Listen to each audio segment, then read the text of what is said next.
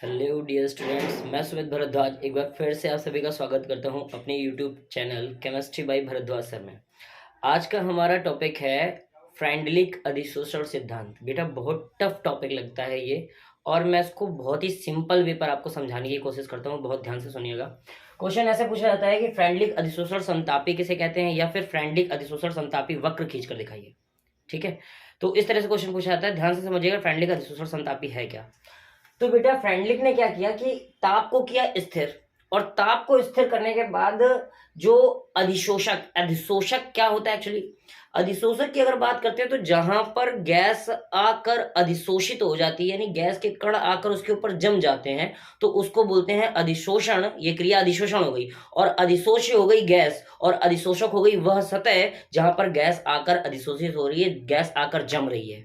ठीक है, तो यहां पर क्या होता है कि फ्रेंडलिक ने स्थिर ताप पर अधिशोषक की इकाई द्रव्यमान पर, इकाई का मतलब 1 सेंटीमीटर, 1 मीटर, 1 किलोमीटर आप ले सकते हो, मतलब एकांक होना चाहिए आयतन। ठीक है ना, तो इकाई द्रव्यमान पर अधिशोषित गैस की मात्रा, जो अधिशोषित गैस की मात्रा है, उसे हम x/m से रिप्रेजेंट कर रहे हैं यहाँ पर, तथा गैस के द्वारा लगे हुए दाब या गैस के द्वारा लगाए गए दाब, जिसको हम p से रिप्रेजेंट करते हैं, उसके बीच एक संबंध प्रस्तुत करने के लिए इन्होंने एक समीकरण प्रस्तुत किया, जो कि दिया गया है x/m is equal to k dot p की होल पावर 1/n।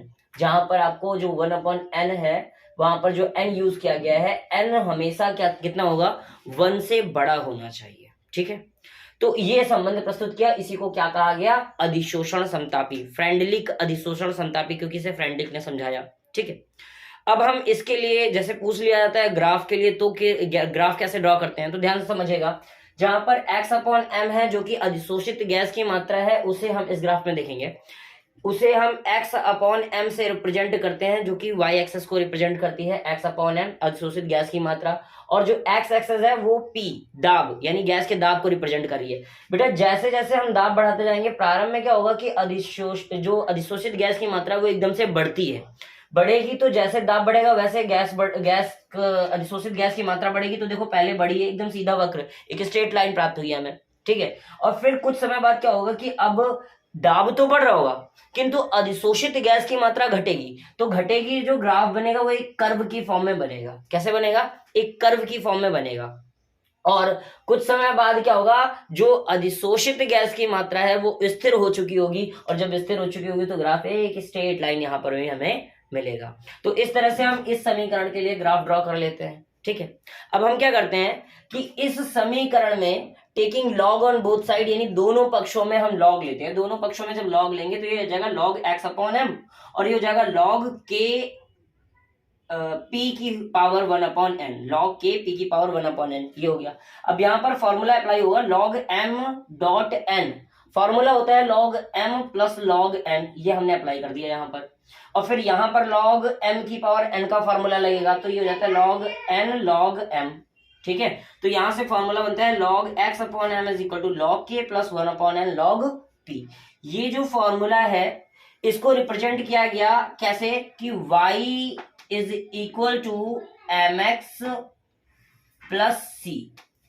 ये बेटा प्रवणता रेखा का समीकरण सूत्र होता है, प्रवणता रेखा का मानक समीकरण सूत्र होता है, जहां पर y बराबर log x/m लिया गया, जो कि हमने y एक्सिस पे रिप्रेजेंट किया है। जो केसी होती है वो y अक्ष पर काटा गया अंतःखंड होती है, देखो y अक्ष पर काटा गया अंतःखंड log k लिया गया है।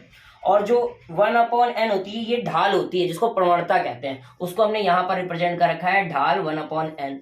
ठीक है, और जो आपका p है वो बेटा x एक्स को रिप्रेजेंट करता है, तो log p जो है x एक्स को रिप्रेजेंट कर रहा है। तो यहाँ पर हमें वक्रनुमा आकृति प्राप्त होती है, यानी वक्र प्राप्त होता है, और यहाँ पर हमें यही वक्र एक सीधी रेखा में प्राप्त होता है। ठीक है ना, क्यों प्राप्त होता है, क्योंकि ये y बराबर mx प्लस c को फॉलो कर रहा होता है, अगर हम लॉग लेट करते हैं तो।